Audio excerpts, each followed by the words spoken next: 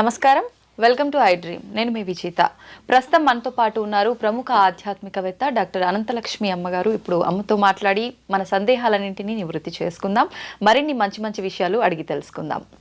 అమ్మ నమస్కారం. అమ్మ నమస్తే అమ్మ. అమ్మ, భార్యాభర్తలు దాంపత్యం తర్వాత నిజంగా ఏమైనా నియమాలు ఉంటాయా పాటించాల్సినవి? చాలామంది ఆ తర్వాత వెంటనే బెడ్షీట్లు మార్చుకోవాలి, ఇల్లంతా శుభ్రపరచుకోవాలి, రకరకాల సందేహాలు ఉంటుంటాయమ్మా.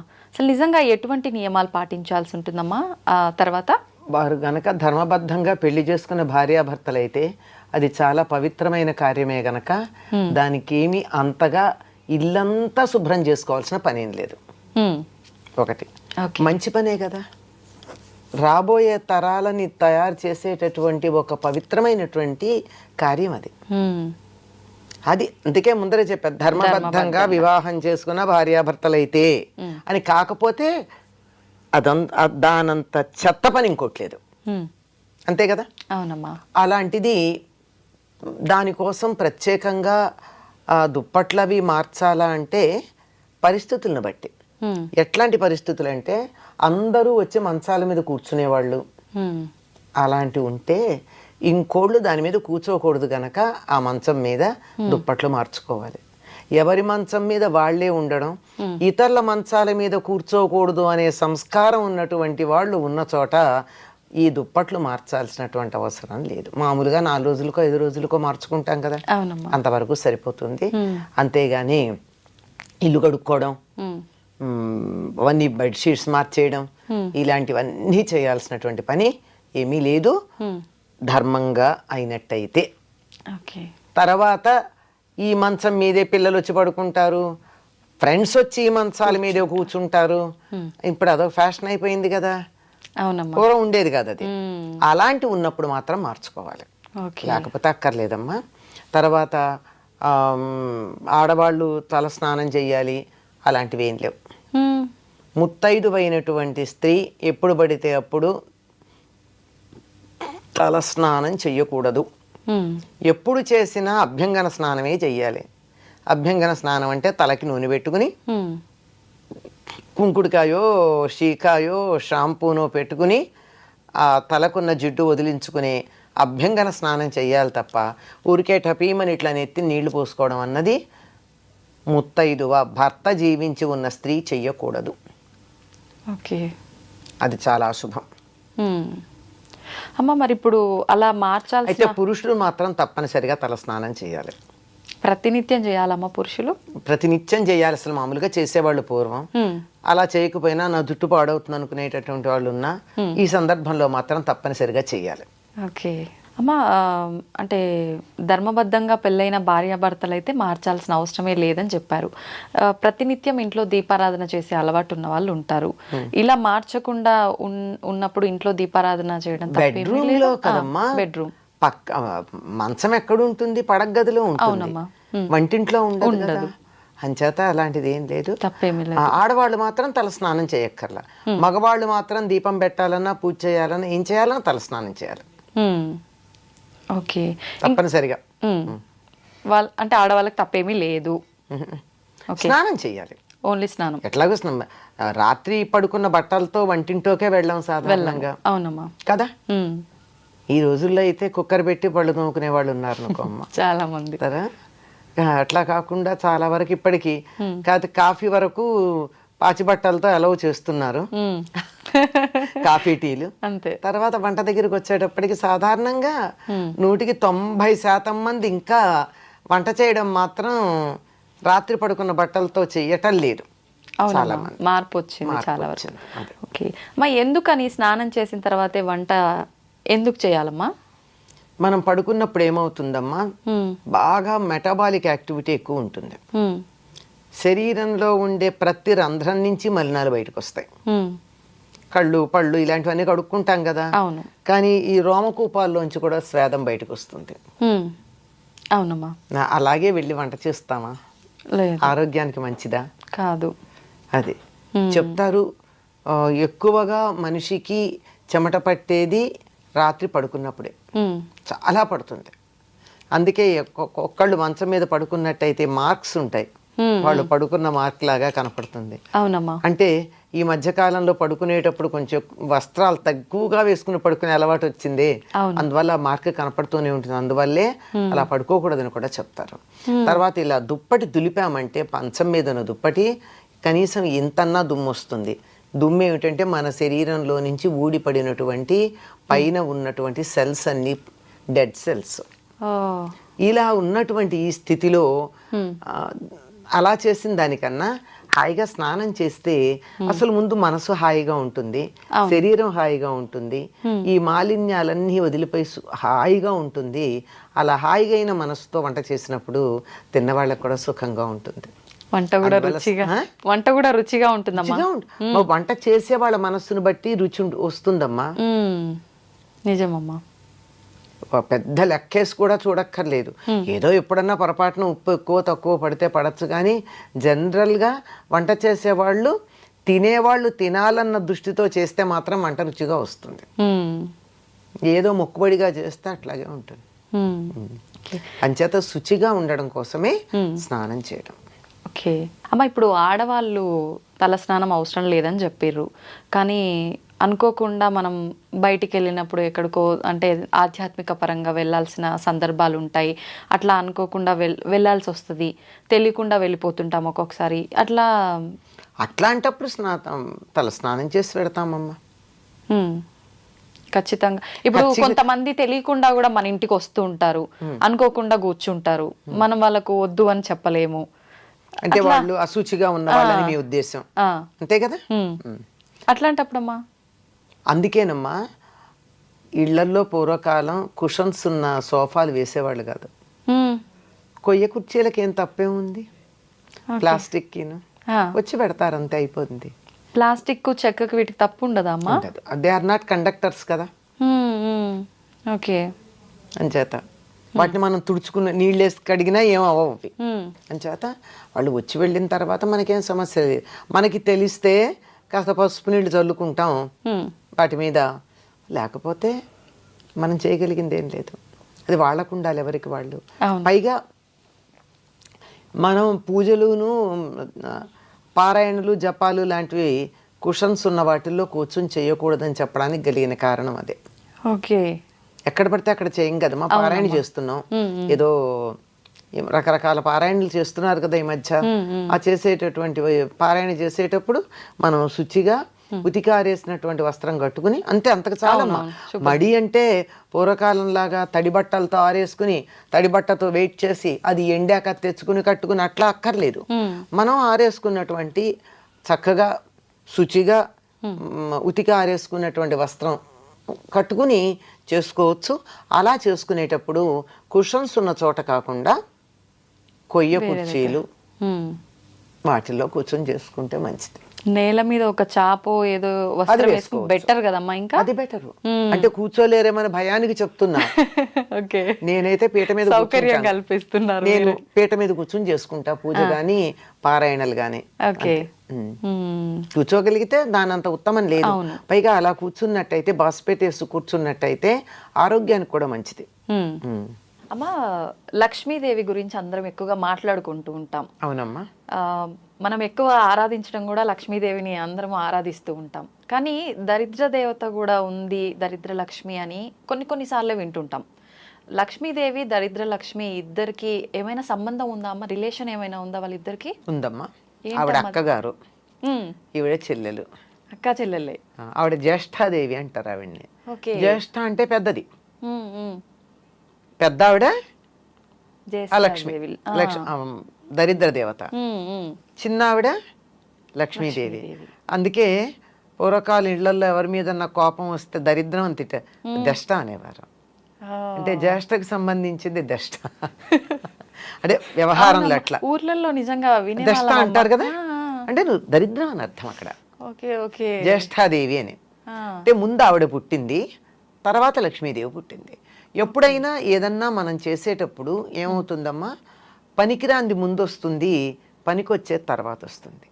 పాల సముద్రం తరచినప్పుడు ఏమొచ్చింది, ముందు హాలాహలం వచ్చింది, అందులోంచి చెడంతా వెళ్ళిపోయింది, తర్వాత అమృతం వచ్చింది. పొలంలో పంట వెయ్యంగానే చేసే పని ఏమిటి? కలుపు తీస్తారు కొద్ది రోజుల్లో. పనికిరానివి తీసేస్తే పనికొచ్చే దీపుగా వస్తుంది. అట్లాగే ముందర జ్యేష్ఠాదేవి ఆవిర్భవించి ఆ తర్వాత లక్ష్మీదేవి ఆవిర్భవించింది అని చెప్తారు. ఇది వాళ్ళకు ఉన్నటువంటి చుట్టరికం. అక్కా చెల్లెలు, ఈ అక్కా చెల్లెలు ఇద్దరు కలిసి ఉండరు. ఎందుకనమ్మా? ఈవిడుంటే ఆవిడుండదు, ఆవిడుంటే ఈవిడుండదు, అంతే. అవును, ఇద్దరు ఒకటే. ఎలాగంటే నాణ్యానికి ఉన్న బొమ్మ బొరుసులాగా. నాణ్యం ఈ రెండిటికి ఉన్న చుట్టరికం ఏమిటి? ఒకదానికి ఉన్న రెండు, అంతే, రెండు సైడ్స్, అంతే అంతే, రెండు వైపులు. అలాగే ఒకే ఒక సంపదకి లేకపోవడం, ఉండడం అనేటటువంటి రెండు లక్షణాలు ఉంటాయి గనక ఆవిడ జ్యేష్ఠాదేవి, ఈవిడ లక్ష్మీదేవి. ఈవిడుంటే ఆవిడుండదు, ఆవిడుంటే ఈవిడుండదు. ఓకే అమ్మా, అసలు ఏ రకంగా వస్తుంది దరిద్ర దేవత ఇంట్లోకి? అంటే కొన్ని సందర్భాల్లో ఇల్లు శుభ్రంగా లేకపోతే వచ్చే అవకాశము, ఇలా చాలా చాలా చెప్తుంటారు. ఏ రకంగా ఉంటే దరిద్ర దేవత రాకుండా ఉంటుందమ్మా? ధర్మరాజు జూదంలో ఓడిపోయిన తర్వాత సర్వస్వం కోల్పోయి అరణ్యవాసానికి వెళ్ళాలి. అంటే దరిద్ర దేవత ఆవహించాలి కదా, సంపదలు కోల్పోయి. అవును. అప్పుడు లక్ష్మీదేవి అంటుంది, జానపద గేయం అమ్మ ఇది. ఏమంటే, చేటలో పళ్ళను చెరపడే రాజు, కట్టి విడిచిన బట్ట కట్టడే రాజు, ఆడి విడిచిన నీరు ఆడడే రాజు అని చెప్తుంది. ఇలా కొన్ని నేను ఎలా పెడతాను అటువంటి చోటుకి? ఒక్కటి సవ్యంగా లేదే. నేను ఇల్లు ఉండడానికి తగినటువంటి చోటు అంటే చేటలో పళ్ళు వేయకూడదట. ఇప్పటికీ పల్లెటూళ్ళల్లో ఒప్పుకోరమ్మా. చేటలో బియ్యం చెరుగుతారు కదా, బియ్యానికి తౌడు ఉంటుంది కదా, ఆ చేటకి తౌడు అతుక్కుని ఉంటుంది. దాంట్లో కూరగాయలు పళ్ళు గనక వేసినతో త్వరగా పాడైపోతాయి. అందుకని చాట్లో పళ్ళు వేసామంటే దరిద్రం అంటారు. అలా వెయ్యడు. ఒకసారి కట్టి వదిలిన బట్ట మళ్ళీ కట్టడు. విడిచిన బట్ట కట్టడం దరిద్రం. దరిద్రం చూసారా ఏ పదం వాడాం? దరిద్రం, దరిద్ర దేవత. అలాగే ఒకళ్ళు స్నానం చెయ్యగా మిగిలిన నీళ్లతో స్నానం చేయడం, అది కూడా దరిద్రమే. దరిద్రం అమ్మ. ఇప్పుడు మీరు పల్లెటూళ్ళలో పెద్దలు ఇంట్లో ఎవరైనా ఉంటే స్నానం చేసేటప్పుడు ఒక బకెట్లో నీళ్లు తీసుకుంటాం, స్నానం చేస్తాం, అడుగున ఆఖరి దాకా పోసుకోం కదా, కాసి నీళ్లు మిగులుస్తాం. ఆ మిగిల్చిన కింద పోసి బకెట్ బోర్లించి వస్తారు. ఆ మిగిలిన నీళ్లతో ఇంకోళ్ళు స్నానం చేయకూడదు. ఓకే, మామూలుగా అందులో నీళ్లు వదలొద్దు అనటం విన్నాం, కానీ దాని వెనకాల రీజన్ ఇదని ఇప్పుడు తెలిసిందమ్మా. కానీ ఆఖరి నీళ్లు పోసుకోకూడదు, ఆఖరి నీళ్లు పోసుకోకూడదు, వదిలిపెట్టకూడదు. కనుక వాటిని కింద పారబోసి వచ్చేస్తాం కదా. అవును. అంటే ఆడి విడిచిన నీరు ఆడడే రాజు అని ఒక జానపద గేయాలు ఇవన్నీ మనకి. ఇవన్నీ ఎక్కడ దరిద్ర దేవత రావడానికి వీల్లేని ప్రదేశాలు ఇవి. అంటే దరిద్రం రావాలంటే ఏం చెయ్యొచ్చు? విడిచి బట్టలు అక్కడ పడేసి మళ్ళీ కట్టుకోవడం, విడిచిన బట్టలు కట్టుకోవడం దరిద్రమే కదమ్మా. కంపు కొడతాయి, పాడైపోతాయి, వాసన వస్తాయి. బట్టలు బోల్డ్, they carry many things with them. అంచేత అవి. తర్వాత ఒకళ్ళు వాడిన నీళ్లు మళ్ళీ వాడడం, ఎంగిళ్ళు తినడం, అశుభ్రంగా ఉండడం, అశుచిగా ఉండడం, ఇలాంటివన్నీ కూడా దరిద్రం ఉంటుంది అని చెప్పడానికి సంకేతం. ఇలాంటి చోట ఆవిడికి నచ్చుతుందిట వస్తుంది. ఇది ఈవిడిలా ఉంటి చోట్ల గురించి చెప్పడం కన్నా లక్ష్మీదేవి తాను ఎక్కడుంటానో కొన్ని ప్రదేశాలు చెప్పింది. ఆ లక్ష్మీదేవి ఉంటానని చెప్పిన ప్రదేశాలకి భిన్నంగా ఉంటే లక్ష్మి ఉండదు. లక్ష్మి లేదు కనుక ఇవిడ వచ్చి కూర్చుంటుంది. లక్ష్మి తాను ఎక్కడుంటానని చెప్పింది, శుచిగా ఉండాలి. శుచి అంటే మనిషి శుచిగా ఉండాలి, ఇల్లు శుచిగా ఉండాలి. అవునమ్మా. మనసు కూడా శుచిగా ఉండాలి. ఇది మెయిన్, అందరం ఇది వదిలేస్తాం, ఇది వదిలేస్తాం.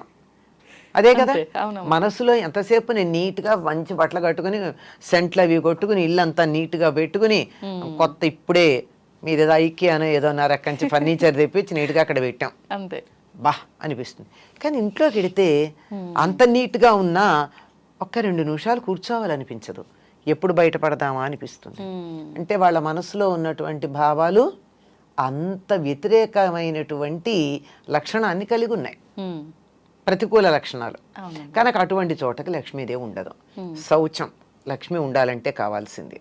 తర్వాత ఇంట్లో ఎప్పుడు తగాదాలు దెబ్బలాటలు ఉండకూడదు, గాలి వెలుగు ఉండాలి, వెంటిలేషన్ ఎక్కువగా. చీకటి పడ్డాక దీపం ఉండాలి. దీపంలో నేను ఉంటానని చెప్పింది. పూలలో తానుంటానంది, హా. తర్వాత ఏనుగు ముఖంలో ఉంటానంది, చంద్రుడి వెన్నెల్లో ఉంటానంది, లక్ష్మీదేవి ఉంటానని చెప్పినటువంటి వస్తువులు ఇవి. ఇవి మన దగ్గర ఉన్నట్టయితే లక్ష్మి ఉంటుంది. ఈ మధ్య ఎవరో ఈ ఏనుగు ముఖంలో లక్ష్మీదేవి ఉంటుంది కనుక ఇంట్లో ఏనుగులు పెట్టుకోండి అని చెప్పి షాప్ పేరు కూడా చెప్పారు, ఎక్కడ దొరుకుతాయో. ఓ, ఇది నిజంగా అట్లా పెట్టుకోవచ్చమ్మా? అవసరం లేదు. పెట్టుకోవచ్చు కానీ పెట్టుకోవాలని ఏం లేదు. లేదు, ఏనుగు ముఖాలు పెట్టినంత మాత్రం లక్ష్మీదేవి ఇంట్లోకి ఏం వచ్చి కూర్చోదు. మనం దెబ్బలాడుకుంటూ ఉంటే ఆవిడ పారిపోతుంది. పోతుంది.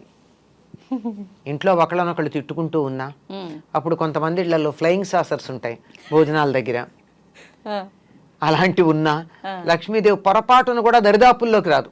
ఓకే. వీలైనంత దూరంగా ఉండే ప్రయత్నం చేస్తుంది. వస్తున్నదన్నా పారిపోతుంది. అంటే దరిదాపుల్లో కదా, కొన్ని రోజుల పాటు రాదు. ఓ, అంచేత మనకి సంపద కావాలి అంటే నవ్వుతూ ఉండాలి. అదే చెప్తారండి, ఇంటికి సంపద ఎవరంటే చిరునవ్వు ఉన్న మొహాలట. నవ్వుకుంటూ ఎప్పుడు నవ్వగలం మనం? మనసు బాగుంటే, అంతే అమ్మా. కల్మషం అందరూ లేకుండా ఆహ్లాదంగా ఉన్నప్పుడే. ఉంటే, ఒకళ్ళ పట్ల ఒకటి శత్రుభావం లేకుండా ఉంటే అక్కడ లక్ష్మీదేవి ఉంటుంది. అంటే ఇవి లేని చోట లక్ష్మి ఉండదు. ఇంట్లో శుచిగా లేకపోయినా, దెబ్బలాడుకుంటూ ఉన్నా, పోట్లాడుకుంటూ ఉన్నా, ఏడుస్తూ ఉన్నా, ఏడ్చే చోట కూడా లక్ష్మి ఉంటుంది. ఓకే. ఎందుకంటే కష్టాలు ఎవరికి ఉండవమ్మా, అవును. మనుషులకు కాకపోతే మాకులకు వస్తాయా? వస్తాయి. కష్టం వస్తుంది కానీ దానికి ఏడవకూడదు. బాధపడడం వేరు, దాని వేదన చెంది దిగులు పడ్డం వేరు. ఓకే. కొంతమంది మొహాలు చూడండి, ఏదో చిన్న బాధ వస్తుంది, మొహం అంతా దీనానాథుల్లాగా మొహాలు పెడతారు. వాళ్ళకి సంపద రమ్మంటే ఎట్లా వస్తుంది? ముందు ఆ మొహం మారిస్తే మీ మొహం కాస్త మార్చుకోండి, మీకు కష్టాలు తొలగుతాయని చెప్తారు చాలా మంది. అవును, మొహంలోనే కనపడతాయి. ఎప్పుడు చూసినా ఏడుపు గట్టు మొహం వేసుకొని ఉంటావు ఇట్లా అంటుంటారా? ఏడుపు మొహం, ఈడుపు కాళ్ళు, ఈ రెండు జ్యేష్ఠాదేవిని ఆహ్వానిస్తాయని చెప్తారు పెద్దవాళ్ళు అమ్మా, ఇంట్లో. ఈడుపు కాళ్ళు అంటే ఈడుపు కాళ్ళు అంటే పని చేయమంటే అబ్బా అని బద్ధకంగా. నడవడం చకచకా కాకుండా ఏమిటో అని కాళ్ళు ఈడ్చుకుంటూ నడుస్తారు. అంటే అవునవును. ఇష్టం లేక. అంటే సోమరితనం ఉన్న చోట లక్ష్మీదేవి ఉండదు, ఉండదు. దరిద్ర దేవత ఉంటుంది. వీళ్ళిద్దరూ ఒకళ్ళంటే ఒకళ్ళు ఉండరు కదా. దీనికి చిన్న ఒక చమత్కారమైన విషయం చెప్తారు. అలాగమ్మా, చెప్పండి. మా ఇద్దరిలో ఎవరు అందగత్తెలు అని అడిగారట లక్ష్మీదేవిను జ్యేష్ఠాదేవి. ఎవరిని అందగత్తెలన్నా రెండో వాళ్ళకి కోపం వస్తుంది కదా. అవునమ్మా. మరి లక్ష్మి కావాలి, జ్యేష్ఠాదేవి అక్కర్లేదు. అందుకు ఆయన తెలివిగా అన్నాడట, ఇద్దరిని అక్కడ నిలబెట్టి మీరు ఇటు రండి, నువ్వు ఇటు వెళ్ళు అన్నట్ట. లక్ష్మీదేవిని ఇంట్లోకి రమ్మన్నాడు, జ్యేష్ఠాదేవిని వెళ్ళమని. అబ్బా నువ్వు అలా బయటికి వెడుతుంటే ఎంత అందంగా ఉన్నావు అన్నట్ట జ్యేష్ఠాదేవిని. లక్ష్మీదేవిని నువ్వు ఇంట్లోకి వస్తుంటే ఎంత అందంగా ఉన్నావు అన్నట్ట. అయిపోయింది. ఎంత తెలివిగా చెప్పారు కదమ్మా. మనకు కావాల్సిందే అది. అదే కదా. అప్పుడు వెళ్తే ఈవిడ వస్తుంది, వస్తుంది. చీకటి పెడితే గాని వెలుగు రాదు. అంతే అంతే అంతే కదా. అంచేత వెలుగు లేకపోతే చీకటి వస్తుంది. అవును. చీకటి వస్తే వెలుగుపోయింది కాదు, వెలుగు లేకపోతే చీకటి వస్తుంది. అవును. అందువల్ల వెలుగుని ఆహ్వానించుకోవాలి, చీకటి దానంతట అదే పోతుంది. అంచేత సూపర్ అమ్మా, నిజంగా. ఎవరమ్మా ఇది చెప్పింది? ఏదో ఒక పండితుడి గురించి ఒక కథ చెప్తారు. ఓకే. ఇది ఒక ప్రధానమైన పండితుడు అని కాదు, ఊరికే అసలు తెలివితేటలు ఎట్లా ఉంటాయి అని చెప్పడానికి ఒక పండితుడి పేరు పెట్టి చెప్పినటువంటి లోకంలో ఉన్నటువంటి కథ. చాలా అద్భుతంగా అసలు నిజంగా చెప్పేవారు.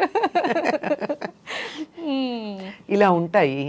అంచేత మనకి సంపద కావాలి అంటే లక్ష్మీదేవి లక్ష్మి అంటే డబ్బు అని మాత్రమే అనుకుంటాం మనం. అవునమ్మా. కాదమ్మా, అష్టలక్ష్ములు ధనంతో పాటుగా ధాన్యం, చదువు, ఆరోగ్యం, సంతానం, ఇలాంటివన్నీ కూడా లక్ష్ములే. ఇవన్నీ కూడా మనకు అనుకూలంగా ఉండాలి అంటే ఎప్పుడూ మనం ఆహ్లాదంగా ఉండాలి, నవ్వుతూ ఉండాలి, ఇంట్లో గాలి వెలుగు ఉండాలి, శరీరం మనసు కూడా శుచిగా ఉండాలి. ఇవేమీ లేకపోతే అక్కగారు వచ్చి కూర్చుంటారు, అక్కగారు వద్దనుకుంటే ఇవన్నీ ఉండాలి. అంతే. మనం తన కోసం పెద్ద ప్రయత్నాలు ఏం చేయాల్సిన అవసరం లేదు. లక్ష్మీదేవిని ఆహ్వానించాలి, మనకు కావాలి ఇవన్నీ అనుకుంటే ఆటోమేటిక్ గా వెళ్ళిపోతుంది. ఇందులో ఏదన్నా డబ్బు పెట్టి చేయాల్సిన పని ఉందమ్మా? లేదమ్మా. నవ్వుతూ ఉండడానికి డబ్బు అక్కర్లేదు కదా. లేదు. మనసు ప్రశాంతంగా ఉంచుకుంటే సరిపోతుంది. ఇల్లు శుచిగా పెట్టుకోవడానికి డబ్బు అక్కర్లేదు కదా. అవును. పోట్లాడుకోకుండా ఉండడానికి డబ్బు అక్కర్లేదు కదా. తిట్టుకోకుండా ఉండడానికి డబ్బు అక్కర్లేదు కదా, అక్కర్లేదమ్మా. ఏడవకుండా ఉండడానికి డబ్బులు అక్కర్లేదు కదా, ఇవేమీ డబ్బులు అక్కర్లేకుండానే మనకి లక్ష్మి వచ్చేటటువంటి సాధనాలు. అంతే, మనం రూపాయి ఖర్చు చేయాల్సిన అవసరం లేదు. కానీ చాలా మంది ఇవన్నీ జరగాలంటే ఈ రెమెడీ చేయాలి, ఆ రెమెడీ చేయాలి, ఇలాంటివన్నీ చెప్తుంటారు కదమ్మా. అసలు ఇవన్నీ వర్కౌట్ అవుతాయా? అవ్వవనే అనిపిస్తుంది ఇప్పుడు మీరు చెప్పినవన్నీ వింటే.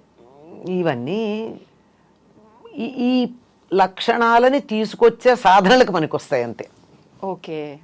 ఇప్పుడు మీరు ఈ జపం చేస్తూ కూర్చోండి అంటే తిట్టకుండా ఉంటారు, అంతసేపు చాలదు అంతే అంతే కదా. ఏదో దేవుడు పూజ అనంగానే జపం చెయ్యాలి అంటే శుచిగా ఉంచుకుంటారు కదా మిగిలిన సమయానికన్నా. ఇలా ఉపయోగపడతాయి. లక్ష్మీదేవి రావడానికి కావలసినటువంటి వాతావరణాన్ని కల్పించడానికి ఉపయోగపడతాయి. ఆ వాతావరణం మంత్రం లేకుండా కూడా మనం కల్పించుకోవచ్చు. అంటే మంత్రాలు వద్దని కాదు, వాటికి శక్తి లేదు అని చెప్పట్లా నేను. అవన్నీ చెయ్యలేకపోయినా ఇలా ఉంటే వస్తాయి.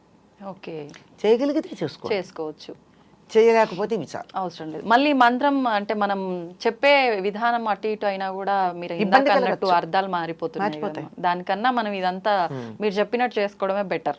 హాయిగా ఉండండి. అంతే అంతే. లలితా సహస్రనామంలో ఒక నామం ఉంది అమ్మవారి గురించి, సుఖారాధ్య అని ఉంది. సుఖంగా ఆరాధించబడేది. సుఖంగా ఆరాధించేదానికి ఎందుకు కష్టపడతామమ్మా? అమ్మవారి ఆరాధన సుఖంగా చేసుకోవచ్చుగా, అంతే హాయిగా చేసుకోవచ్చుగా. కష్టపడి ఎందుకు చెయ్యాలి? సోమరితనం ఉండకూడదు కానీ, అవునవును, బద్ధకం ఉండకూడదు కానీ కష్టపడమని చెప్పరా. అందరూ ఆర్భాటాలు, హంగులు, హడావిడి, పూజలు ఇవన్నీ అనగానే అమ్మో అన్ని నియమాలు పాటించాలి, ఎన్నో కష్టాలు, ఇబ్బందులు. నియమాలు ఉన్నాయి లేకపోలా, కానీ అవి కూడా చాలా తేలికైన నియమాలు. మనం అనుకుంటే తేలికమ్మా. కాదమ్మా, శుచిగా ఉండమంటే అదేమంత కష్టం? ఉతికిన బట్టలు కట్టుకోమంటే కష్టమా? ఇల్లు శుభ్రంగా పెట్టుకోమంటే కష్టమా? సోమరిపోతులకు కష్టమే అమ్మా. సోమరిపోతులకు అందుకే సోమరితనం ఎలా ఉంటుంది? ఉండదు. అంచేత కొంచెం శుచిగా పెట్టుకోండి అంతే. ఇలా చిన్న చిన్నవి ఈ రెండే కాదు, ఇంకా కొన్ని ఉన్నాయి. అవి కూడా చాలా ఏమీ కష్టం లేనివమ్మా. ఏమీ ఆ మాత్రం కూడా కష్టపడకుండా మంత్రం చేయడం కష్టం కదా. అవును అవును, చాలా కష్టం. ఇంకేదో రెమెడీస్ అవి చేయండి చేయండి అని చెప్తే డబ్బులు ఖర్చు పెట్టి చేయడం కష్టం కదా. వాటికన్నా ఇది తేలిక కాదు. మరి పైగా శుభ్రంగా ఉంచుకుంటే మనకే ఇంకా హెల్త్ ఇష్యూస్ రాకుండా ఉంటాయి. ఇది ఒక ఫేవర్ కూడా ఉంది కదమ్మా. అది కూడా లక్ష్మే కదమ్మా, ఆరోగ్య లక్ష్మి. అంతే అంతే. అవునమ్మా, మీరు చెప్పినట్టు నిజంగా ఆరోగ్యము ఉండాలి, డబ్బు ఉండాలి, ప్రతి ఒక్కటి ఉండాలమ్మా. డబ్బు ఒక్కటే కాదు, అన్నీ ఉండాలమ్మా. డబ్బు ఒకటి, డబ్బుతో వచ్చేది ఏం లేదు. ఆరోగ్యం ఉండాలి. మనకి కావాలంటే పిలిచే మనుషులు ఉండాలి. బోల్డ్ మంది పిల్లలు ఉన్నారు, కానీ కప్పుడు కాఫీ ఇచ్చేవాళ్ళు ఉన్నారా? గ్లాసులు మంచినీళ్ళు చేతికి అందించే వాళ్ళు ఉన్నారా?